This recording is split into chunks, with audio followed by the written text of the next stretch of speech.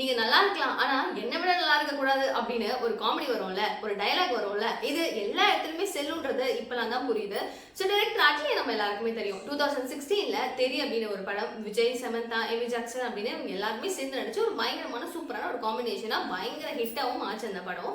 So இந்த படத்தை பார்த்ததுக்கு அப்புறம் ஹிந்தி ஆக்ட்ரஸஸ் எல்லாருமே இந்த படம் நல்லா இருக்கே, நம்மளும் எடுத்தா நல்லா இருக்குமே அப்படின்னு சொல்லிட்டு ஃபீல் பண்ணி அவங்களும் எங்களை பத்தி திரும்பவும் எடுக்க முடியுமா அப்படின்னு ஒரு பெர்மிஷன் கேட்க ஓகே அப்படின்னு சொல்லிட்டு அந்த படத்தை நம்ம அட்லியே ப்ரொடியூஸ் பண்றாரு. ஸோ அந்த படத்துக்கு பேபி ஜான் அப்படின்ற ஒரு பேர் வச்சு நம்ம கீர்த்தி சுரேஷும் ஆக்ட் பண்ணி இப்போ டிசம்பர் 25th அதாவது கிறிஸ்மஸ் அன்னைக்கு வந்து ரிலீஸ் பண்ண போறாங்க. ஸோ இந்த படத்துல நம்ம ரொம்ப சிறப்பா பண்ணியிருக்கோம் அப்படின்னு ஒரு ஹாப்பியோட அவர் இருக்கிறாரு. காரணம் என்ன அப்படின்னா ரீசெண்டா ரிலீஸ் ஆன ஜவான் படம் தான். ஸோ அதுவும் இவர் தான் வந்து எடுத்திருக்காரு அப்படின்றதுனால திரும்பவும் அட்லி கூட ஏதாவது சேர்ந்து நடிக்க மாட்டோமா, நடிச்சிட மாட்டோமா, அவர் தான் ஒரு ப்ராஜெக்ட் கொடுக்க மாட்டாரா அப்படின்னு சொல்லிட்டு பெரிய ஆளுங்கள்ல இருந்து இப்போ அட்லியோடைய கமிட்மெண்ட்டுக்காக வெயிட் பண்ணிட்டு இருக்காங்க அப்படின்ற மாதிரியான தகவல்களும் இருக்கு.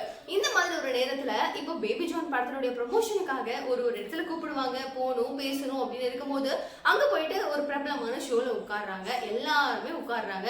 அந்த நேரத்துல அந்த ஆங்கர் ஒருத்தர் இருக்காரு இல்லையா, கபில் சர்மா, அவரு எப்பவுமே எல்லாருமே கொஞ்சம் கலாய்க்கிறது, பேசுறது, சுருக்கம் பேசுறது அப்படின்றது இருக்கும். ஸோ அவரு எப்படிதான் ஹிட் ஆகுறாரு நம்மளே தெரியல. ஆனா அட்லி கிட்ட பேசும்போது எங்க நிறைய பேரை நீங்க பார்த்திருப்பீங்க, பேசியிருப்பீங்க, யாராவது வந்து உங்ககிட்ட என்ன அட்லி உங்களை பார்க்கவே முடியல, கண்ணுக்கே தெரிய மாட்டேங்கிறீங்க அப்படின்னு சொல்லியிருக்காங்களா அப்படின்ற மாதிரி வந்து டப்புன்னு வந்து ஒரு மாதிரி கலாச்சிடுறாரு. ஸோ இந்த விஷயத்த வந்து கேட்டுட்டு பக்கத்துல இருக்கிற எல்லாரும் கச்சு பச்சு பச்சு சிரிக்கிறாங்க. ஸோ அதை வந்து அவருக்கு எவ்வளவு ஹர்ட் ஆயிருக்கும். பட் அந்த ஹர்ட்டிங் எதுவுமே காமிக்காம பயங்கர லாயலா சவேஜா ரொம்பவே வந்து பொலைட்டா என்ன சொல்றாரு அப்படின்னா, இங்க பாருங்க, ஏஆர் முருகதாஸ் சார் என்னுடைய இந்த அப்பியரன்ஸை பார்த்துலாம் வந்து இந்த வாய்ப்பை எனக்கு கொடுக்கல.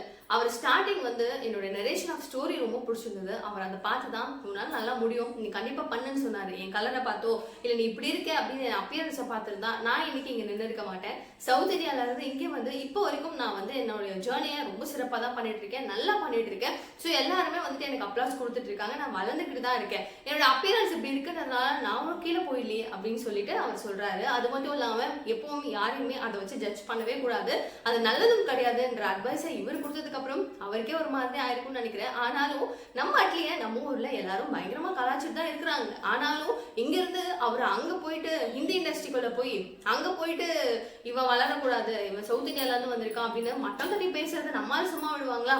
ட்ரோல்லையும் மீம்ஸ்லையும் கழுவி கழுவி கழுவி அந்த ஷர்மாவை வச்சு விளாசிட்டு இருக்காங்க.